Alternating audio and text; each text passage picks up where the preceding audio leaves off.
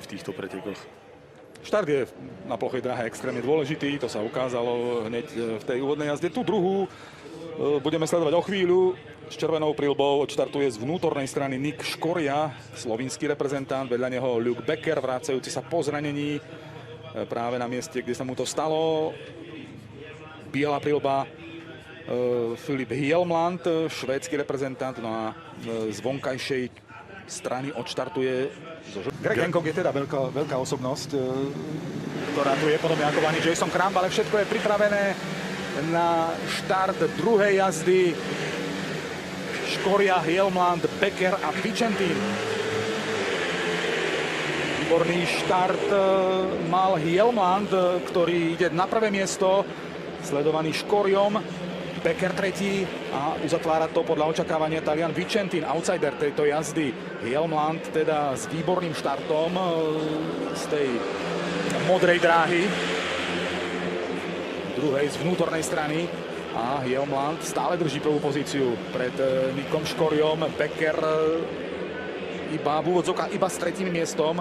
Lani Becker na kvalifikácii do Grand Prix Challenge tu v Žarnovici bojoval dlho o postup, napokon bol tesne medzi nepostupujúcimi, druhý pod čiarou medzi nepostupujúcimi. Ja musím opraviť, na prvom mieste je práve Luke Becker, Američan. Hjelmland je až na 3. mieste.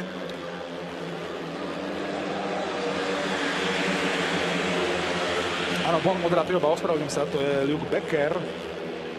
Hjelmland má bielú prilbu a v tejto chvíli sa dostáva na druhé miesto pred Nika Škoriu.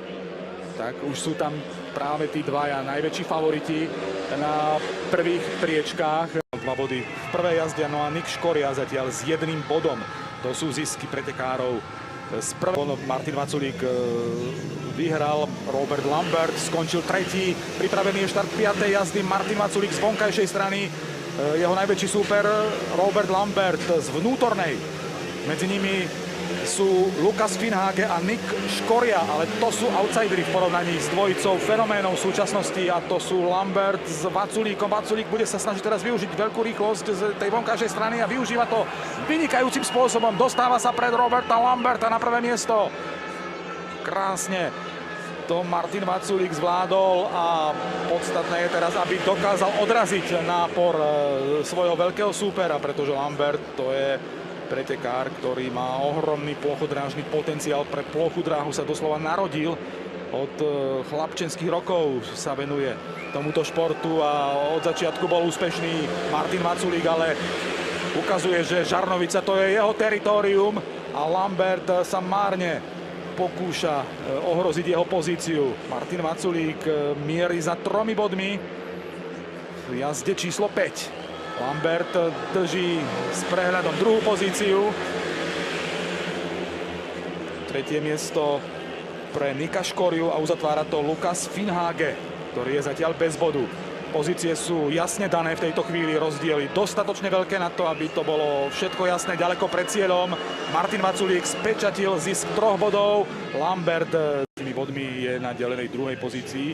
Jeho súpermi sú Nik Škoria, ktorý má modrú prilbu. Václav Milik zatiaľ veľké sklamanie, bez bodu po 2 jazdách. Zrejme bojuje s dopasovaním. Smutnejší ten jeho dnešný výkon a zatiaľ 0 bodov po 2 jazdách. Všetko je pripravené na jazdu číslo 10 so Šimonom Božňákom ako hlavným favoritom. Z vnútornej dráhy štartujúci Poliak ide podľa očakávania na prvé miesto a Václav Milik konečne v tej forme alebo v tom vydaní, v akom sme u neho zvyknutí, a to, čo sa od neho očakávalo aj v prvých jazdách, tak zrejme predsa len mechanici v DT zapracovali v tej prestávke a teraz je to už konkurencieschopné zo strany Václava Milika, aj keď na Šimona Božňáka nestačí. Poliak jasne na čele, mierí za ďalším 3-bodovým ziskom, dnes druhým. A celkovo by to bolo už pre Vožňáka 8 bodov a priebežná prvá priečka, ak sa nič nezmení do konca, a nemalo by sa zatiaľ na základe toho, ako sa to vyvíja, tá Vožňáková pozícia sa zdá byť pevná a nemená. Milik sa musí uspokojiť s tým zatiaľ 2-bodovým ziskom, ale musí odrážať ataky Nika Škoriu, slovinského borca, a Škoria sa dostáva pred Václava Milika na druhé miesto. Bez bodu suverénne a beznádejne posledný Vitali Lisak z Ukrajiny, ale Václav Milík napokon ani tú druhú priečku neudržal, tak opäť to bude pre českého reprezentanta veľké sklamanie.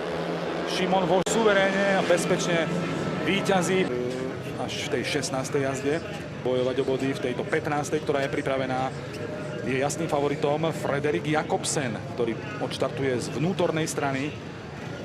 Vedľa neho s modrou prilbou Daniel Klíma, bielu má Max Ruml a z vonkajšej dráhy so žltou prilbou odštartuje Nick Škoria, slovinský reprezentant, momentálne na 4 bodoch.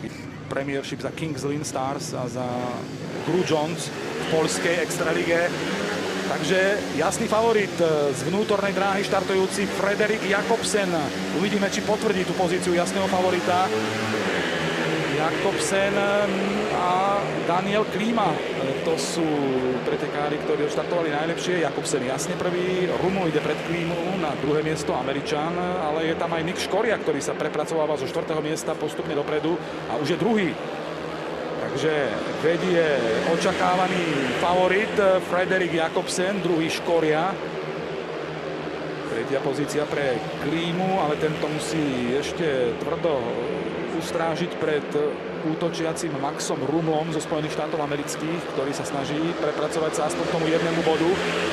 3 body pre Jakobsena by mali byť jasné. Nick Škoria ale sa snaží urobiť tieto preteky alebo túto jazdu zaujímavou a stále nevzdal svoj boj o prípadné víťazstvo, ale zdolať Frederika Jakobsena to asi bude mission impossible pre reprezentanta Slovinska. Je to jasné. Frederik Jakobsen sa blíži k očakávaným 3 bodom. Mal by ich na konte 10 a v tejto chvíli je to spečatené. Takže máme nervák na záver pre túto trojicu. 20. jazda všetko uzavrie. Počaká. Ako jeden z najlepších juniorov posledného obdobia z hľadiska úspechov. Nikto nedosiahol v juniorských vrcholných akciách viac úspechov ako práve Bartoš Smektala. Ale dnes už postúpiť podobne ako Max Frick nemôže. Takže Frick najväčší favorit a potvrdzuje to dobrým štartom, aj keď je tam Smektalov útok z vonkajšej dráhy, ale Frick zatiaľ odoláva. Najväčší favoriti sa presadzujú hneď od začiatku. Frick versus Smektala, zatiaľ to vychádza v prospech Austrálčana, ale teraz opäť bude musieť Frick odolať ataku poľského súpera. Zatiaľ sa mu to darí, ale je to otvorený súboj, zrejme až do konca. Ostatní dvaja pretekári sú odsúdení iba na boj o 3. miesto. Aj to samozrejme je očakávaná záležitosť. Konkrétne Palovára so Škoriom sú na tých pozíciách číslo 3 a 4. Konkrétne 3. Škoria, 4. Palovára v tejto chvíli. No ale víťazstvo Maxa Fricka je čoraz reálnejšie, aj keď určite z neho žiadnu výraznú radosť mať nebude, pretože 11 bodov, ktoré môže dosiahnuť maximálne, stačiť nebude. To sme už hovorili pred jazdou. Je to iba možno trošku si vylepšenie reputácie a nálady, ale smola Fricka bola obrovská dnes. Tá výmena motorky spôsobila to, že